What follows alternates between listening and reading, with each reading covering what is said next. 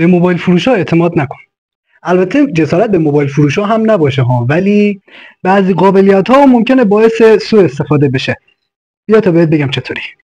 وارد تنظیمات گوشیتون میشید. من هم فارسی میگم هم انگلیسی که سریعا به نتیجه برسید.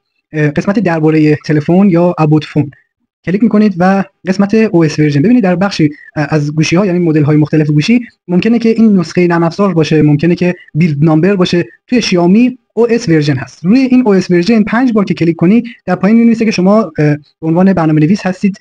برمیگردیم میایم پایین، به زبان فارسی میشه تنظیمات بیشتر. داخل تنظیمات بیشتر که بریم پایین یعنی اسکرول کنیم بیایم پایین، در این قسمت نوشته دیولپر آپشنز، یعنی تنظیمات برنامه‌نویسی یا دسترسی‌های برنامه‌نویسی. روی این کلیک می‌کنید. در این قسمت یکم که بیاین پایین می‌بینید که نوشته USB debugging. قسمت USB debugging حتما باید خاموش باشه.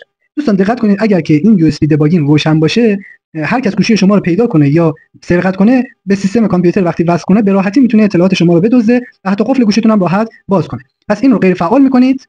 بعد از اینکه غیر فعال شد، یعنی این تیک فعال نبود، میاین قسمت بالا اولین گزینه که همون دیولپر آپشنز یا گزینه‌های برنامه‌نویس هست رو غیر فعال می‌کنید و برمیگردید بیرون. می‌بینید که گزینه‌ش هم دیگه اینجا نیست.